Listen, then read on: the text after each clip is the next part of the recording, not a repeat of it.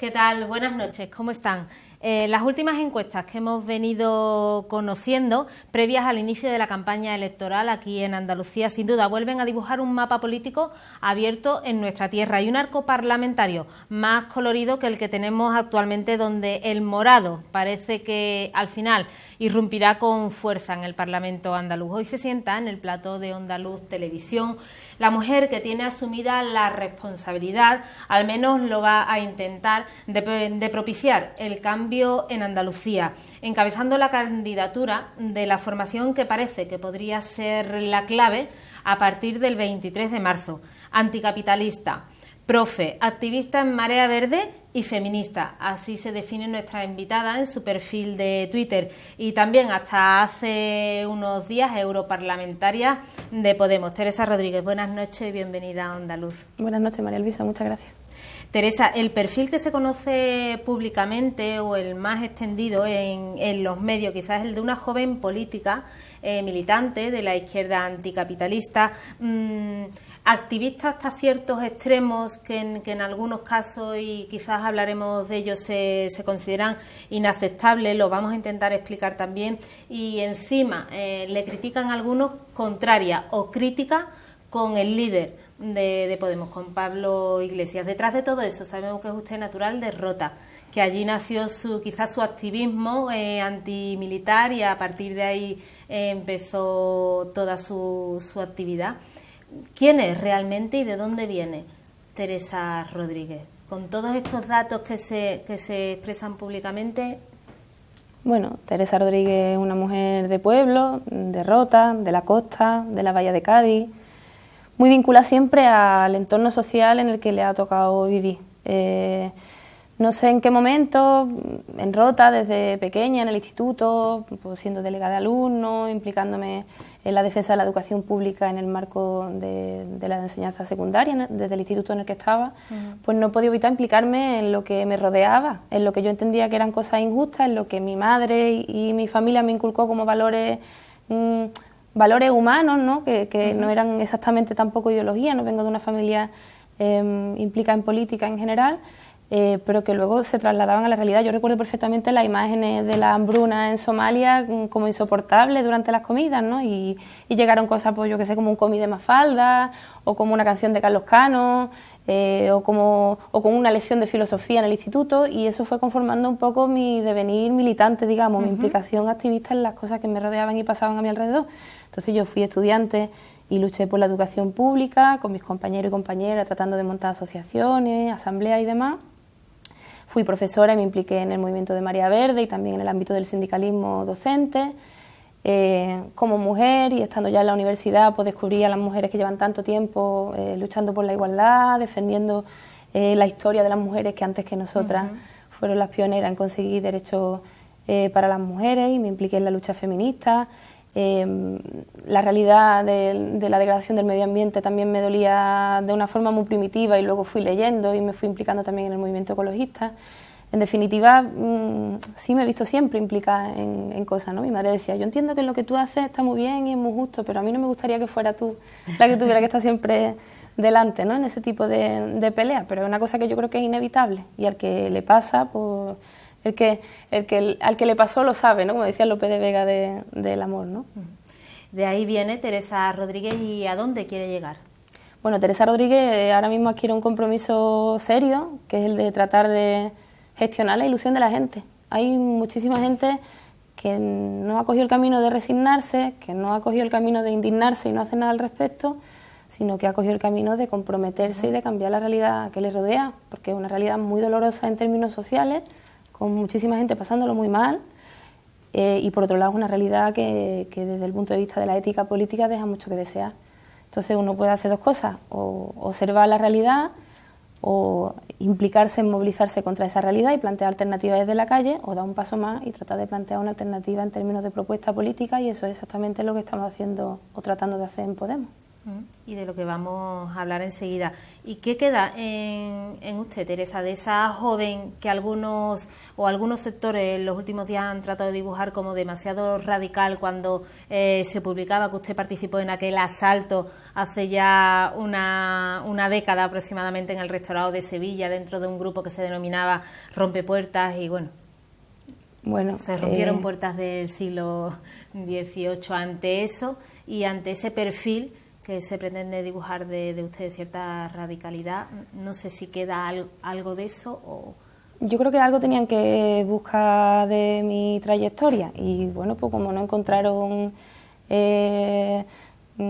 a lo mejor ni siquiera buscaron antecedentes empresariales, cuentas en Suiza desde luego no encontrarán ni mucho menos, o otro tipo de cosas con las que trata de desprestigiarme personalmente, pues tiraron de trayectoria militante, que además ha sido conocida y pública desde siempre, ¿no? Lo he tenido que decir, me duele incluso tener que decirlo, evidentemente no he roto ninguna puerta y quien lo diga pues evidentemente se tendrá que enfrentar también a las consecuencias que eso tiene en términos judiciales.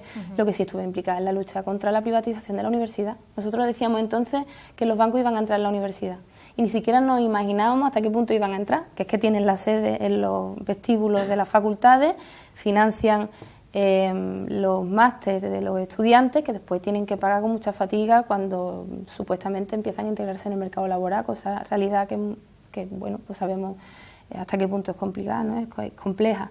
Y lo decíamos entonces, que queríamos más democracia en la universidad, y yo no solo era miembro del movimiento asambleario, sino también era miembro del Consejo de Alumnos de la Universidad de Sevilla, elegida por mis compañeros, y además estudiaba, y a mí me parece quizá pues una falta de modestia que no se corresponde con lo que normalmente hago, tener que decir que también fui premio extraordinario de fin de carrera en mis estudios, y que bueno, pues quienes me quieran achacar que yo fui una estudiante problemática, pues tendré que responderle pues, con los argumentos que tengo, ¿no? Que es defender pues, mi trayectoria.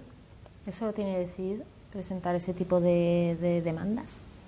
No, nadie ha hecho una acusación formal y debería hacerla, porque además no es cierto. Incluso de aquel proceso devino un juicio 10 años más tarde, del que todos los estudiantes acusados, que eran 29 personas, algunas de las cuales era gente que pasaba por allí, y no lo digo yo, lo dice aquella sentencia, pues quedaron absueltos.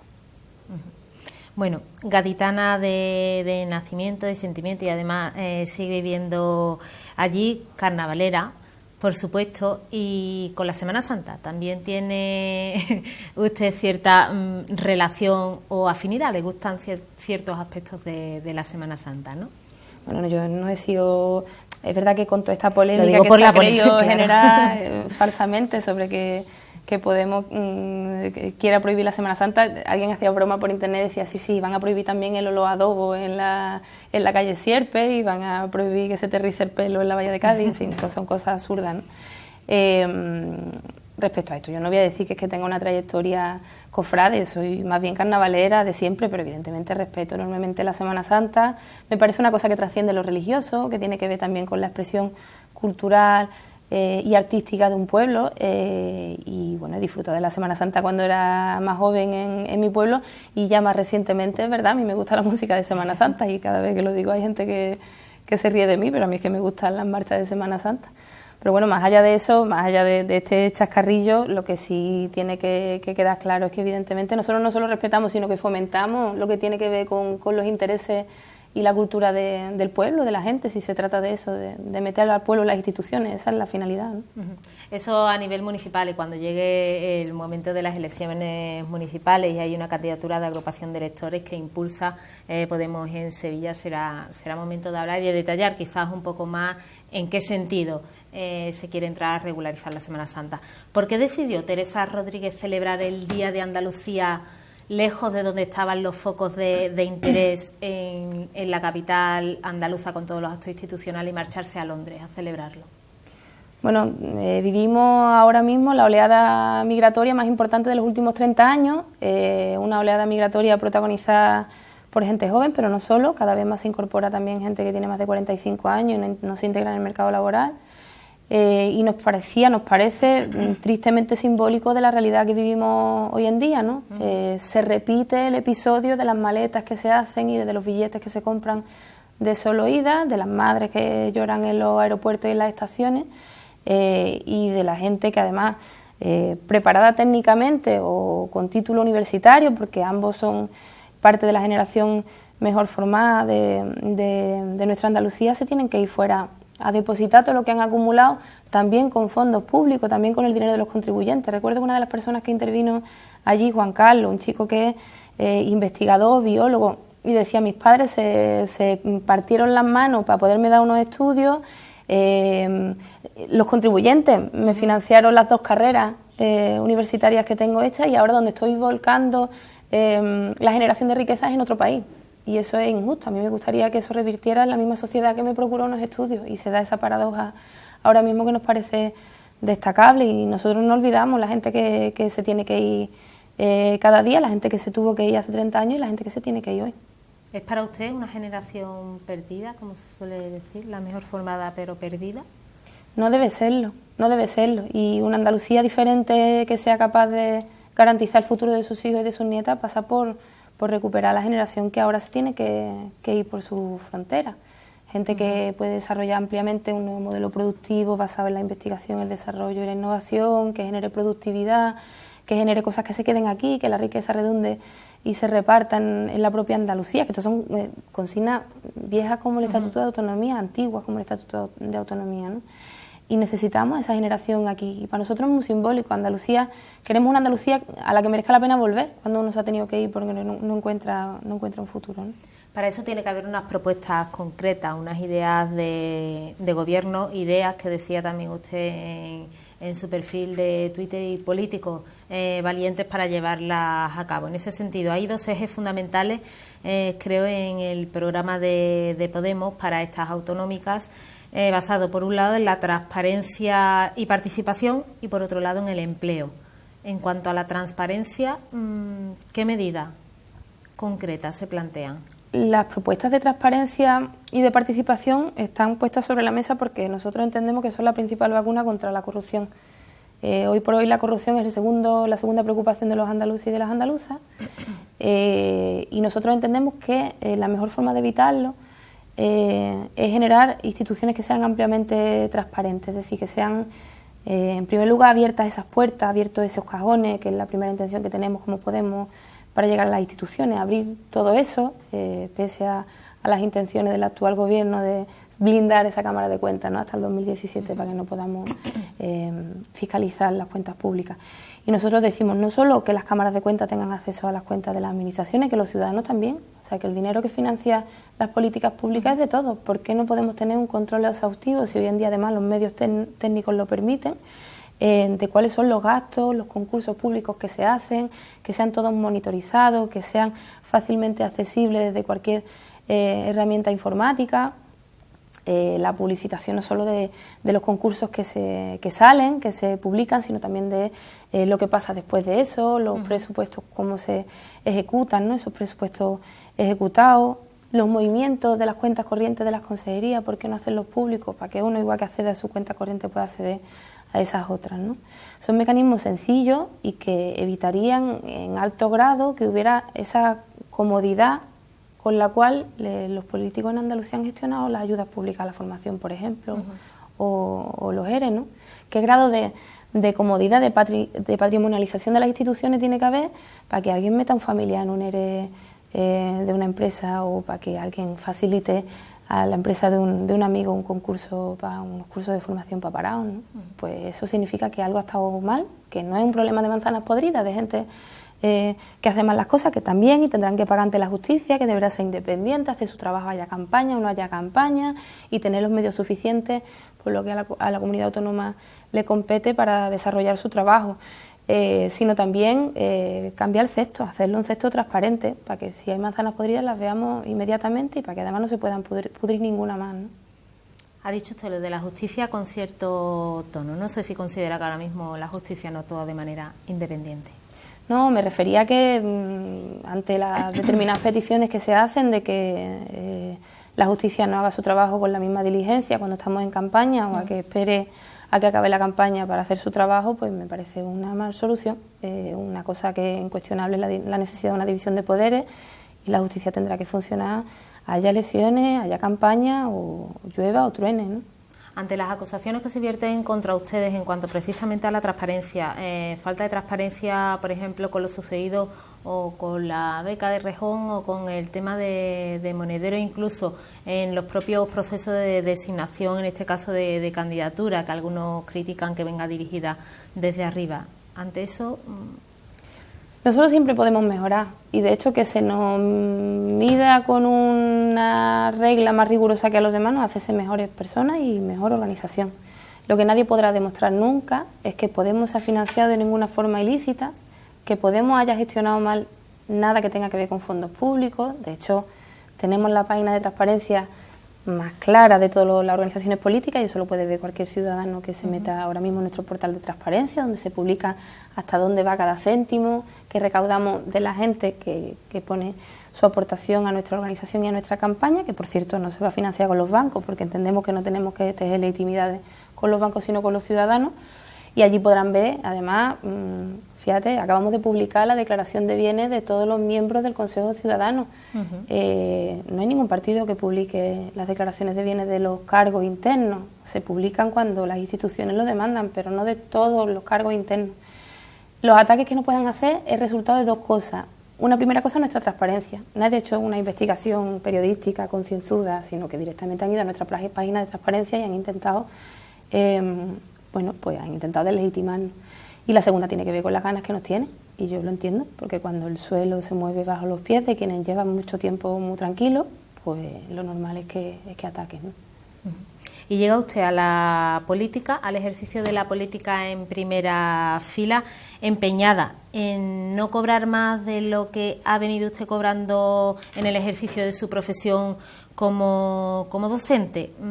¿Sabe usted que hubo en el Parlamento en esta última legislatura una reunión de la comisión que decide los sueldos de los diputados? Y bueno, son comisiones que no son públicas, son secretas, pero poca gente se enteraron ya cuando estaba hecho de esa subida de sueldos de diputados. Si usted estuviera en el Parlamento y se produjera esa reunión... Bueno, pues evidentemente lo publicaríamos absolutamente todo, y nosotros sí tenemos claro que tenemos que aplicarnos el cuento. Es decir, ya lo hemos hecho sin necesidad de gestionar administraciones públicas. Siendo eurodiputados en el Parlamento Europeo, nuestro sueldo es de 6.500 euros, que es un sueldo a todas luces desorbitado. Y hemos dicho una cosa que es muy clara, y es que la política no es una profesión, que uno de los caldos de cultivo que han generado la corrupción y la patrimonialización que de las instituciones hace quienes lo convierten en el negocio de los amigos, es haberlo convertido en una profesión. La política debería ser una dedicación que temporalmente un ciudadano tiene durante un tiempo concreto, porque otra de las cosas que proponemos es limitar los mandatos, ser revocables en cualquier momento, no tener que esperar a la siguiente, no tener que esperar al momento en el que uno deje de estar forado para poder responder a los tribunales, sino que sean los ciudadanos quienes puedan pedir responsabilidades políticas a los cargos públicos cuando no desempeñan bien su función. También porque uno pierde tensión. O sea, cuando la política se convierte en una profesión, a uno ya no le duelen las cosas. Estoy convencida de eso. Yo he visto actitudes en el Parlamento Europeo que tienen que ver con quien está allí como el que está apretando tuercas, ¿no? Ya no te duelen las cosas de la misma manera. Tiene que ser un tiempo limitado con un máximo compromiso al 100%, y por otro lado no se puede enriquecer con la política. ¿Por qué voy a cobrar más de lo que cobraba como profesora si es una dedicación temporal que voy a tener y en la que voy a desempeñar mi tarea con todas las garantías, sea cual que sea el salario? O sea, sea un salario que me permite vivir además muy bien. Yo no tengo quejas de mi sueldo como profesora, es verdad que me han recortado bastante como al resto de docentes, pero en mi caso puedo vivir perfectamente con el 1.730 euros que cobro como docente hoy en día, ¿no? Como europarlamentaria ha podido sobrellevarlo también, a pesar de los viajes. Bueno, hay quien lo justifica en el tema de los desplazamientos fuera, en fin. Es que los desplazamientos van aparte, es que son 6.500 euros de sueldo y luego además te pagan los desplazamientos. Y luego además te pagan el alojamiento allí, ¿no? Cosa que puede estar justificada, tampoco te vas a empobrecer con la política, ¿no? Pero mantener el nivel adquisitivo también para seguir viviendo en tu barrio, cogiendo el autobús, yendo a un centro de salud público, llevando a tus hijos a la pública, claro, pues eso te lleva a estar en contacto con la gente, a vivir la realidad de la gente, a que te duela lo que le pasa a la vecina que no puede pagar la luz. ¿Rechazaría Teresa Rodríguez un coche oficial? Sí. Sí, llegado el caso. como lo hemos hecho exactamente en el Parlamento Europeo. Claro, hay que ser racionales. Si un coche es necesario para desempeñar determinada tarea, no puede verse interrumpida por la necesidad de coger un autobús. Es que depende de para lo que uno lo use. Si lo usa para ir a la peluquería, desde luego no está justificado en absoluto. Pero si lo hace porque tiene que llegar a un sitio rápidamente, pues igual sí, si se trata de racionalizar el empleo de los recursos que tienen las instituciones. Pero no hemos visto eso, hemos visto despilfarro, hemos visto patrimonialización y hemos visto gente que vive bien a costa del erario público, ¿no? Hemos hablado de la transparencia y participación, el empleo, también fundamental, porque además es el principal problema de los andaluces con ese 34% de tasa de desempleo. ¿Cómo tienen pensado buscar soluciones a eso? Porque resolverlo de un día para otro es difícil, casi imposible, podríamos decir. No, y decir que alguien lo puede resolver a corto plazo es una falsedad. El desempleo estructural que hay en Andalucía tiene que ver con haber sido una comunidad perdedora en la integración en la Unión Europea pues desde el 86. Aquí, cuando se hicieron las reconversiones industriales, cuando se decidió en el marco de España por parte de las dos grandes fuerzas políticas que a Andalucía lo que le tocaba era construir chalés en la Costa del Sol, básicamente eso, la construcción, a costa también, por cierto, de su medio natural, y atender al turismo que venía del norte, pues nos colocaban en una situación perdedora, porque producimos cosas que tienen muy poco valor fuera, que no son exportables siquiera, y que además reparten muy mal la renta, porque la hostelería es una de las cosas que reparten peor la renta, en el sentido de que hay grandes empresarios y después el trabajo en la hostelería es absolutamente precario y la gente no puede ni siquiera mantener un nivel de vida digno con un empleo, ¿no? Que es lo más triste, que es lo que estamos viendo en los datos últimamente. Claro, ¿qué es lo que hay que hacer? Pues repensar todas las demandas que se hicieron en el año 81, en el Estatuto de Autonomía, que eran la de tener una autonomía económica, tener un modelo de desarrollo endógeno propio, donde los productos que se cultiven aquí se transformen aquí, se consuman aquí y formen pues una economía que se pueda gestionar desde aquí, que generen riqueza aquí, que no se vayan fuera. Y por otro lado, ahora podemos aprovechar pues muchas de las cosas que las sociedades ya industrializadas no han podido tener en cuenta en su modelo de desarrollo, como son las renovables, como es la apuesta por la agricultura ecológica, como es la apuesta por la economía social, que es la que de verdad genera empleo. En Andalucía se han hecho dos cosas: financiar grandes empresas, bienvenido Mr. Marshall, que además se fueron y se deslocalizaron, como hizo Delphi, después de haberse llevado millones en ayudas públicas de la Junta de Andalucía, o subsidio, tapar los boquetes con un parche, ¿no? Entonces, hay que salir de esas dos lógicas porque ninguna genera empleo a largo plazo. Y la lectura fácil de eso es como hacía público precisamente hoy el presidente de la Diputación de Sevilla, acusando a Podemos de querer eliminar el PER, o en qué consiste esa reforma de la cuestión del empleo en el campo andaluz, el empleo agrario. ¿Es terminar con el plan de fomento del empleo agrario, el antiguo PER, o no es terminar con él? Esto se parece mucho a Podemos quiere prohibir la Semana Santa. Podemos en ningún caso va a eliminar el PER. Conocemos la importancia que porque estos fondos tienen para el desarrollo rural. Conocemos la importancia que tienen para la generación de empleo en los pueblos y sabemos de la importancia que ha tenido para mantener a las poblaciones en las zonas rurales.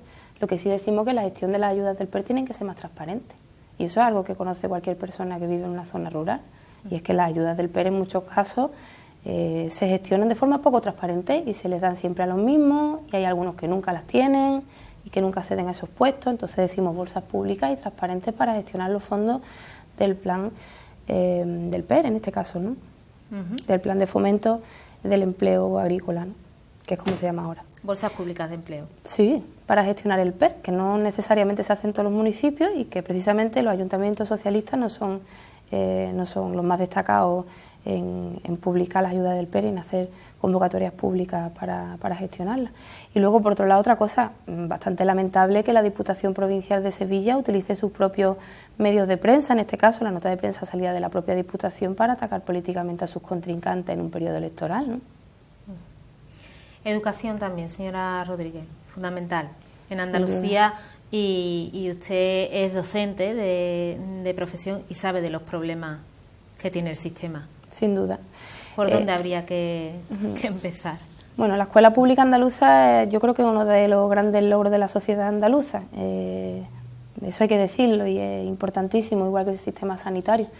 El problema es que los recortes y la austeridad, ese marco que han diseñado, pues a dos manos el Partido Popular y el Partido Socialista, están poniendo en riesgo el futuro de esos dos grandes servicios. Y hay una sensación como de que por primera vez, en lugar de ir hacia adelante, vamos hacia atrás, de que se está perdiendo rapidez en las consultas de atención primaria, de que se está perdiendo, ampliando la ratio de las aulas, cuando siempre el progreso, la tendencia era a hacer las ratios más pequeñas y por tanto la atención al alumnado más sencilla. Y luego hay otras cosas que tienen que ver con la organización de la educación. A los profesores se les aturulla trabajo burocrático, hay mucho trabajo administrativo que antes hacía el personal no docente que hoy por hoy hacen los profesores.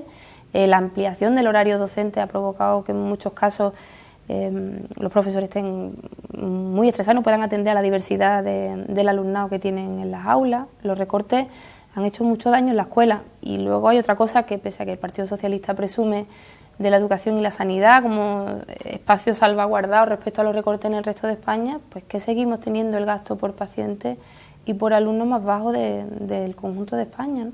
¿Qué receta básica tiene Podemos para mejorar la educación y la sanidad? Pues la educación y la sanidad necesitan financiación bien gestionada. Financiación bien gestionada, priorizando aquellos espacios que son más útiles socialmente. Hemos dicho hay que priorizar la atención primaria. No se pueden hacer gastos que de repente sean muy electoralistas y que tengan un fuerte efecto propagandístico, pero sin embargo abandonar la atención primaria. Y en el caso de la escuela exactamente igual.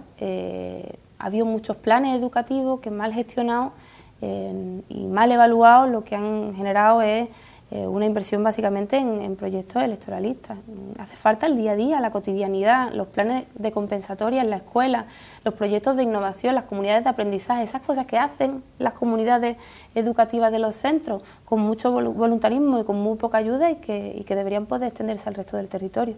Y luego otra cosa importantísima es ir tendiendo a los niveles de inversión en gastos sociales, en educación y en sanidad, porque ahora el camino que estamos haciendo es el contrario, ¿no? Y esto de la austeridad, que parece un fenómeno atmosférico, algo impepinable, pues no, pues fue una decisión política que se tomó. Se decidió que ante la crisis de los bancos y ante la crisis de la burbuja inmobiliaria, quienes iban a pagar eran los ciudadanos. Se rescató a la banca y el resultado son los recortes en educación y en sanidad. Y esa decisión la tomaron los dos, el Partido Popular y el Partido Socialista, cambiando incluso la Constitución para que el pago de la deuda estuviera por encima de cualquier gasto social, ¿no? Ante eso, Podemos en Andalucía quiere presentar un plan de rescate del ciudadano. Nosotros entendemos que lo prioritario es atender a las personas que lo están pasando peor ahora mismo en Andalucía. Nosotros tenemos mucha prisa porque no haya ningún desahucio más, porque no haya nadie más a quien le corten la luz, a quien le corten el agua o que no pueda pagar los medicamentos, que ya son una quinta parte de los andaluces, los que no compran medicamentos porque no pueden asumir el copago o el pago directo de los medicamentos, ¿no? Y en ese sentido el primer esfuerzo presupuestario tendrá que hacerse en ese sentido. Y otras cosas que son organizativas, fíjese, porque otra de las cosas que pasan es que la atención por parte de las distintas consejerías, de los servicios sociales, a veces son igual para todos, son igual de lentos para todos. Y nosotros hemos dicho, hay que hacer una ventanilla que priorice a las personas que están en una situación de emergencia social. Hay que establecer un procedimiento de emergencia ciudadana para que se prioricen esos casos en los cuales alguien lo van a echar de su casa, tiene que irse con los niños a vivir a un coche o le van a cortar la luz y hace mucho frío y hay personas mayores en esa vivienda, ¿no? Además, declarado usted feminista el próximo domingo, 8 de marzo, Día Internacional de la Mujer. Hoy hemos conocido datos reveladores sobre esa brecha salarial entre hombres y mujeres y que más del 52% de las trabajadoras no cobran ni siquiera el salario mínimo interprofesional.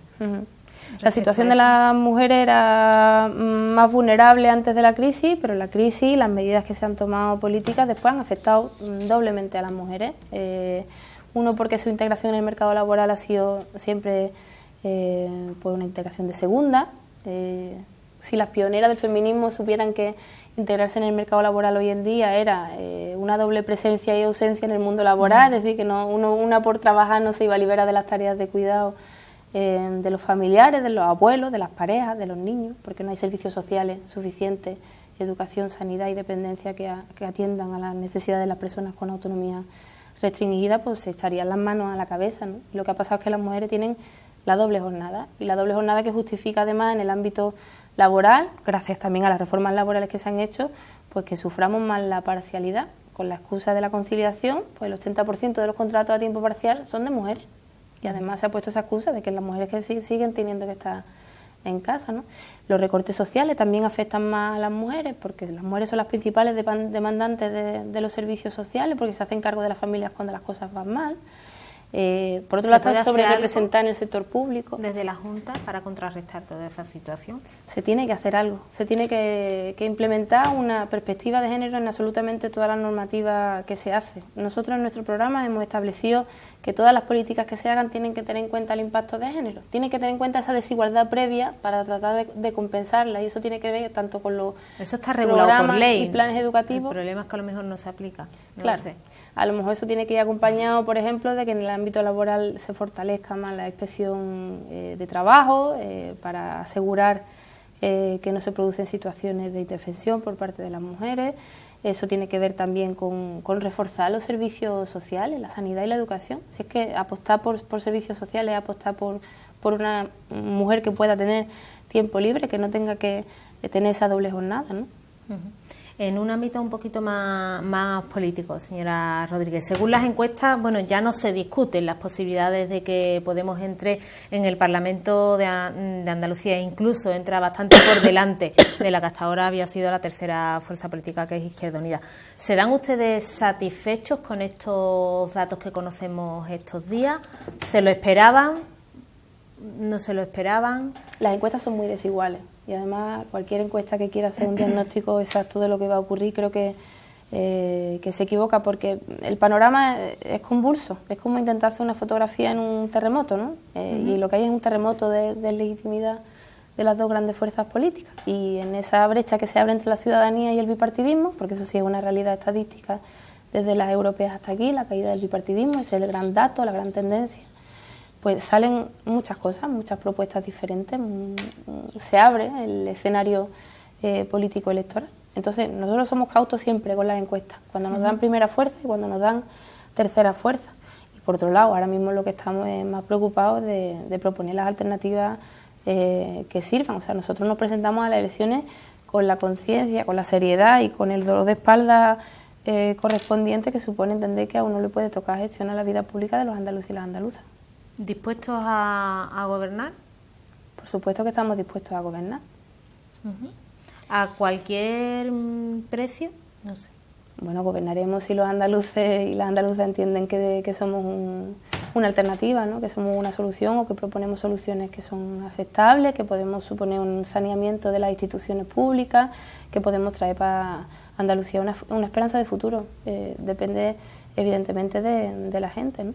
¿Esperan ustedes poder ampliar esa horquilla que se les da ahora mismo entre 12, 14 diputados? ¿Seguir creciendo? Nos presentamos para gobernar, para tener la mayoría suficiente para gobernar, y nos estamos preparando para ese escenario con las personas técnicas, los académicos, la gente que desde los movimientos sociales lleva mucho tiempo también planteando alternativas, las organizaciones ciudadanas, los mecanismos de control de los cargos públicos para gobernar a partir del día siguiente del 22 de marzo.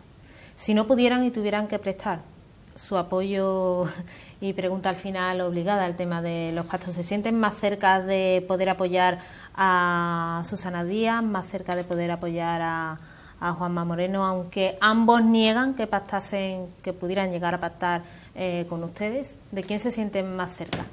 De la gente, y además lo hemos dicho en nuestros documentos, los acuerdos postelectorales se determinan por referéndum, es decir, los 6,5 millones de andaluces que están convocados a votar podrán participar de una consulta en la que nosotros determinaremos, si no tuviéramos la mayoría suficiente, que ya digo, salimos para ganar, cuáles son las alianzas postelectorales, y esas alianzas tienen que ser en torno a propuestas concretas, a soluciones concretas, no es a cualquier precio. ¿Pero apoyarán ustedes un gobierno más de izquierda? Nosotros lo que apoyamos es la recuperación de la soberanía por parte de los ciudadanos, los derechos, la transparencia, las medidas anticorrupción, la recuperación de la esperanza en un futuro, las medidas sociales, esas son las que nosotros apoyamos y bueno, pues quien quiera construirlas con nosotros, pues encontrará en nosotros un aliado temporal para medidas concretas, para propuestas programáticas concretas, en pos de que la ciudadanía lo entiende que se debe hacer, pues además tenemos ese mecanismo del referéndum y quien no, pues nos tendrá enfrente. ¿Es de izquierda o de derecha Podemos entonces? Porque aunque se habla que ni una cosa ni otra, en Podemos cabe todo el mundo, siempre tiene que haber al final una tendencia. Eso es una consigna de la vieja política ha sido muy tramposa en este caso. Fíjese, nosotros normalmente se nos ha trasladado la idea de que hay dos grandes fuerzas políticas, una que es de derecha y otra que es de izquierda, y que cuando gobierna una plantea políticas sustancialmente distintas a las del otro. Sin embargo, llevamos 30 años viendo que en lo esencial se ponen de acuerdo. Hacen las mismas políticas en lo económico, en lo que está haciendo sangrar a la ciudadanía por abajo, en esas decisiones pues autoritarias, de recorte de derechos laborales, de reformas laborales, de privatización. Han hecho exactamente lo mismo, que es la derecha y que es la izquierda. ¿Quién lo define hoy en el panorama que hoy por hoy existe? Dicho esto, yo soy una persona de izquierda, a mí no me importa decirlo y además se me conoce, pero con lo que yo me emocione, a lo que yo me refiera, cuáles sean mis referentes históricos, cuál es mi patrimonio ideológico, hoy por hoy no está en el centro del debate. En el centro del debate está en democracia o dictadura. Dictadura de los mercados, dictadura de la precariedad, dictadura de la falta de transparencia, pérdida de control de la ciudadanía sobre las cosas que ocurren. Yo creo que llevamos un tiempo, entiéndame con dictadura, llevamos un tiempo en el cual da la impresión de que quienes de verdad gobiernan no se presentan a las elecciones y son los que financian a las organizaciones, les financian las campañas y dictan las políticas. Yo lo he visto en Bruselas en cada decisión de la comisión a la que pertenezco y son los poderes financieros y en la troika y son poderes no democráticos que la gente no elige. Un posible apoyo a otra formación sería a cambio de parcelas de poder o de gobierno. Sería a cambio de propuestas programáticas. Ese es el centro el centro neurálgico de nuestra propuesta de alianza, es en torno a conseguir cosas para la gente, no en torno a conseguir escaños, en este caso puestos en un consejo de gobierno. No. Pero repito otra vez lo que dije antes, será la ciudadanía la que pueda determinar cuáles son las alianzas que tejemos después de las elecciones. Teresa Rodríguez, ya estamos y vamos a concluir. ¿Se ha arrepentido en algún momento de haber tomado esa decisión de dar el paso adelante y pasar a la primera fila de la política?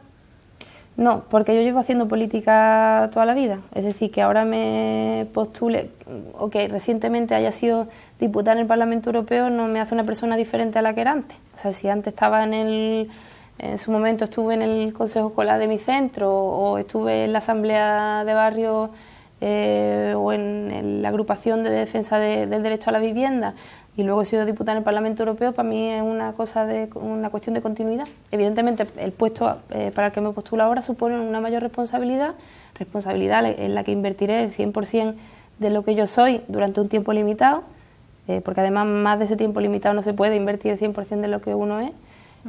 ¿Cuánto? En mi caso son 8 años. Yo, además, el compromiso que firmé cuando fui elegida como diputada en el Parlamento Europeo. Mi vida política no va a durar más de 2 legislaturas, porque insisto, porque a uno le tienen que doler las cosas y que te duelen las cosas más de 8 años, una de dos, te da un infarto o empiezas a hacer dejación de funciones y empiezas a ver pues tu jornada laboral como la de cualquier otro trabajador y un representante público no es uno que ejerce un trabajo concreto, es una dedicación, un compromiso que uno adquiere y que puede ser al 100% si es de una manera limitada. ¿No va con usted estas decisiones que a veces se toman en política cuando a uno le colocan en la oposición no aguanta los 4 años y se marcha?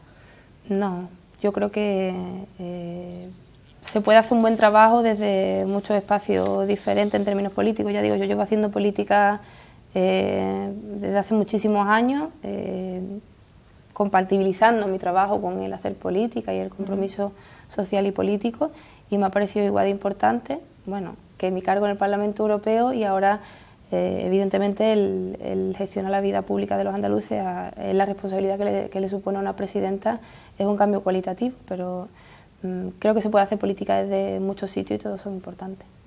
Pues Teresa Rodríguez, hemos llegado al final. Le agradecemos mucho que haya aceptado la invitación de Andaluz Televisión y por nuestra parte desearle suerte de cara a ese 22 de marzo.